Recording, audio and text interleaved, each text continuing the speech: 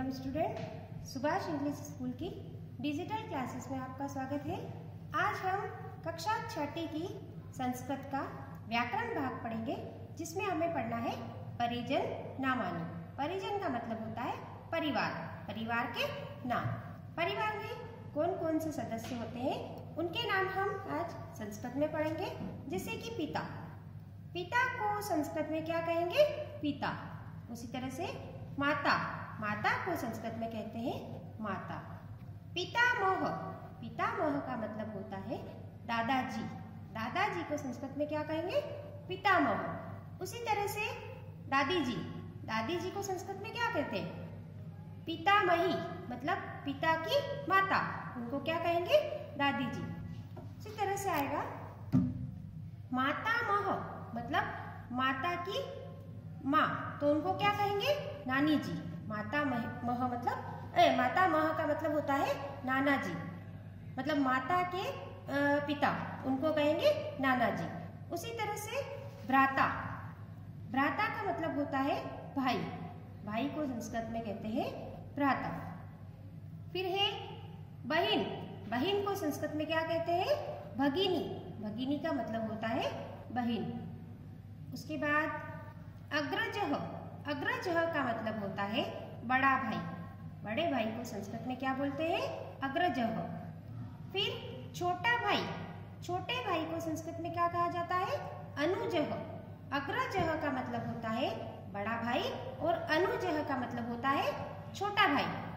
फिर अनुजा, अनुजा का मतलब होता है छोटी बहन, छोटे बहन को संस्कृत में कहेंगे अनुजा। फिर है अग्रजा, अग्रजा का मतलब होता है बड़ी बहन, बड़ी बहन को संस्कृत में क्या कहेंगे? अग्रजा, अग्रजा मतलब बड़ी बहन। फिर है मातुलः, मातुलः का मतलब होता है मामा, मामा को संस्कृत में कहते हैं मातुलः। फिर है मातुलानी, मातुलानी का मतलब होता है मामी, मातुल का मतलब मामा और मातुलानी मतलब मामी। इसी तरह से पितृव्यः, पितृव्यः का मतलब होता है चाचा, चाचा को संस्कृत में कहते हैं पितृव्यः और चाची को क्या कहेंगे? पितृव्या, पितृव्य और पितृव्या, चाचा और चाची।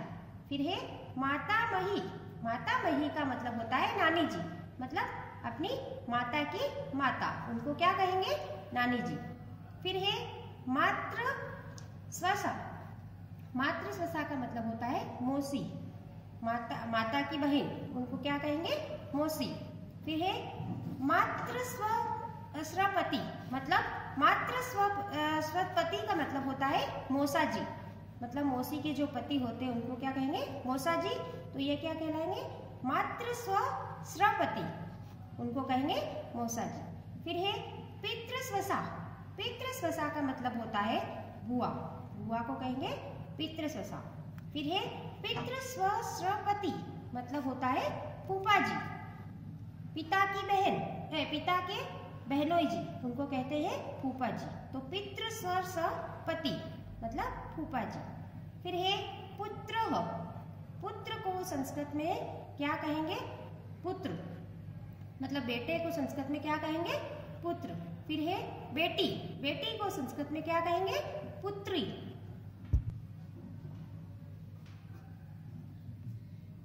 अभी आपने परिजन नामानी पढ़े, परिवार के सदस्यों के नाम पढ़े। अब हम व्याकरण भाग में पाठ्य वस्तुनि नामानी पढ़ेंगे। मतलब पाठ्य वस्तुनि मतलब जब हम पढ़ते हैं उसमें हम कौन कौन सी वस्तुओं का उपयोग करते हैं, वो सारी वस्तुओं के नाम हम संस्कृत में पढ़ेंगे।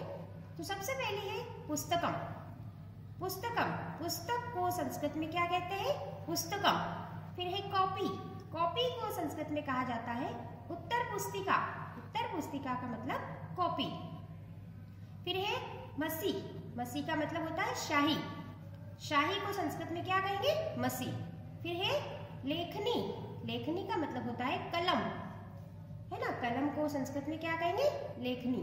फिर है कर्दगम, कर्दगम का मतलब होता है कागज। उसके बाद लेखनी का मतलब कलम और कर्दगम का मतलब कागज।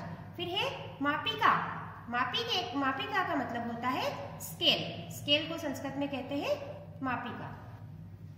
उसी तरह से अब हम पुष्पाणि नामानि पढ़ेंगे, मतलब पुष्पों के नाम संस्कृत में पढ़ेंगे। तो पुष्प को संस्कृत में क्या क्या कहा जाता है, कौन से पुष्प को हम संस्कृत में क्या कहेंगे, उनके बारे में हमको पढ़ना है। तो जैसे कमलम, कमल का जो फूल होता है उसको कमलम भी कहा जाता है, और उत्पलम, कमल को क्या कहेंगे संस्कृत में, कमलम और उत्पलम, ये दो नाम है संस्कृत में कमल के। उसके बाद है गेंदा, गेंदा का जो फूल होता है उसको संस्कृत में क्या कहा जाता है, कंदुकः, कंदुकः का मतलब गेंदा। फिर है मालती, मालती का मतलब होता है चमेली, चमेली का जो फूल होता है उसको कहा जाता है मालती। फिर है यूथिका, यूथिका का मतलब होता है जूही, जूही का जो फूल होता है उसको यूथिका कहा जाता है। फिर गुलाब का जो फूल होता है उसको क्या कहते हैं, पाटलम, पाटलम का मतलब होता है गुलाब। फिर है चंपा, चंपा के फूल को संस्कृत में कहा जाता है चंपकः। फिर है बेला, बेला के फूल को क्या कहा जाता है, मल्लिका, मल्लिका को क्या कहते हैं, बेला। फिर है दिवाकरः, दिवाकर को कहते हैं सूरजमुखी का जो फूल होता है उसको संस्कृत में हम कहेंगे दिवाकर, दिवाकर का मतलब होता है सूरजमुखी।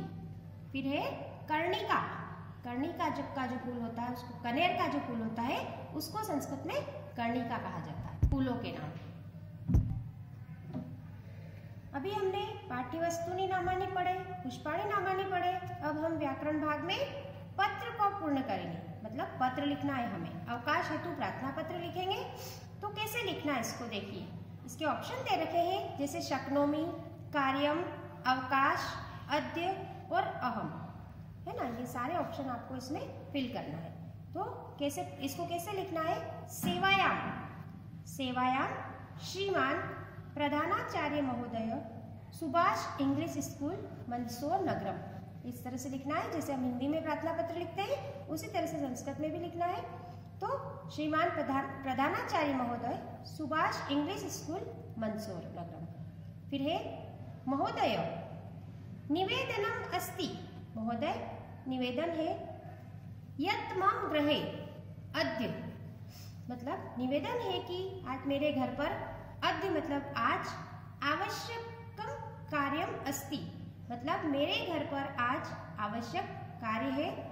अतः अहम विद्यालयम आगंतु न शक्नोमि, अतः मैं विद्यालय आज मतलब विद्यालय में नहीं आ सकता हूँ, न शक्नोमि।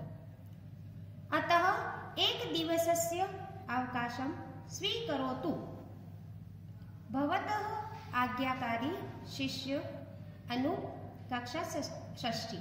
तो अब आपने ये पूरा प्रार्थना पत्र नोट कर लिया, लेकिन इसमें किस तरह से ऑप्शन, पूरे सारे ऑप्शन को नोट करेंगे। जैसे सबसे पहले ऑप्शन में क्या आएगा, सबसे पहले फिलअप में आएगा अद्य, दूसरे फिलअप में आएगा कार्यम, तीसरे में आएगा अहम, और चौथे में आएगा शक्नोमि, और सबसे लास्ट वाले रिक्त स्थान में आएगा अवकाशम। ये सारे रिक्त स्थान फिल करना है आपको, इसमें रिक्त स्थान भरना है।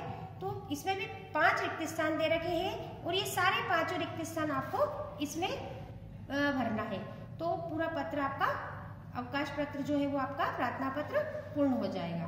तो भवतः आज्ञाकारी शिष्य अनु, कक्षा षष्ठी, दिनांक 12/8/2020। तो इस तरह से प्रार्थना पत्र आएगा, तो आपको पूर्ण करना है। धन्यवाद।